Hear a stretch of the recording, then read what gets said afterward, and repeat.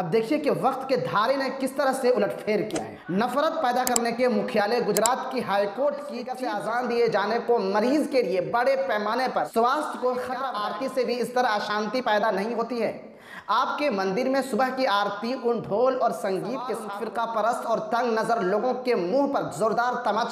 दोस्तों, ये वक्त होता है ना, बड़ा बलवान होता है। बड़े से बड़े हिटलर और बड़ों से बड़े जिद्दी और हठधर्मी को ये वक्त अपने पंजे में लपेट लेता है। अब देखिए कि वक्त के धारे ने किस तरह से उलटफेर किया है। नफरत पैदा करने के मुख्यालय गुजरात की हाईकोर्ट की चीफ जस्टिस सुनीता अग्रवाल ने याचिकाकर्ता धर्मेंद्र प्रजापति के लाउड स्पीकर पर अजान दिए जाने पर प्रतिबंध लगाने की जनहित याचिका पर जो सवाल किए वो इस देश में दोगलेपन को प्रमाणित करने की सड़क को उभारने के लिए काफ़ी है।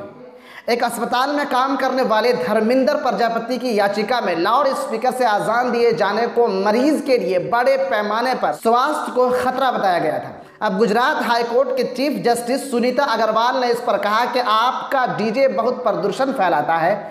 हम इस तरह की जनहित याचिका पर विचार नहीं कर रहे हैं। ये एक विश्वास और अभ्यास है जो सालों से चला आ रहा है और ये केवल 5 मिनट का क्षण है। आजान 10 मिनट से कम समय चलती है। इसके बाद चीफ जस्टिस सुनीता अग्रवाल ने जो इस केस पर टिप्पणी किया वो हैरान कर देने वाली है। चीफ जस्टिस सुनीता अग्रवाल ने पूछा कि क्या आरती से भी इस तरह अशांति पैदा नहीं होती है। आपके मंदिर में सुबह की आरती उन ढोल और संगीत के साथ होती है जो सुबह सुबह शुरू होती है। इससे किसी को कोई शोर या कोई परेशानी नहीं होती है।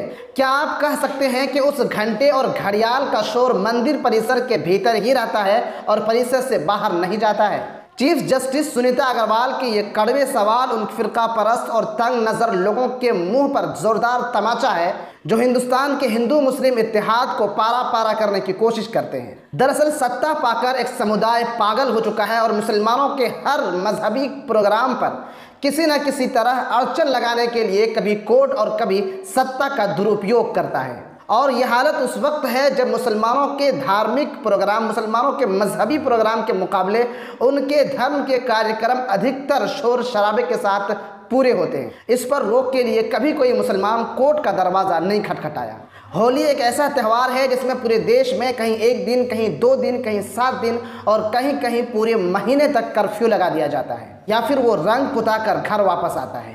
दही हांडी, कृष्ण जन्माष्टमी की झांकी जैसे तमाम त्योहारों के कारण रोड डाइवर्जन होते हैं या घंटों तक जाम लगा दिया जाता है। मुसलमानों ने कभी इसके खिलाफ अदालत में कोई याचिका दायर नहीं किया। इस त्यौहार में आम जनजीवन उथल पथल हो जाता है।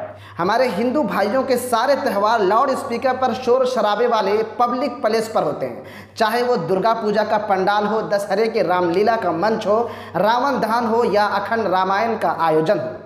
मगर मुसलमानों ने ऐसे हर धार्मिक प्रोग्रामों का सम्मान किया और कभी भी इसके खिलाफ अदालत का रुख नहीं किया। लेकिन ठीक इसके उलट पब्लिक प्लेस पर 2 मिनट की आज़ान को लेकर कभी मार खाए तो कभी जेल में गए और सरकारों ने ऐसी जगहों पर नमाज पढ़ने पर प्रतिबंध लगा दिया। मगर सत्ता पाकर धर्मेंद्र प्रजापति जैसे लोग कैसे दिमागी तवाज़ुन खो सकते हैं, ये मुख्य न्यायाधीश सुनीता अग्रवाल के इस टिप्पणी इसका उदाहरण है।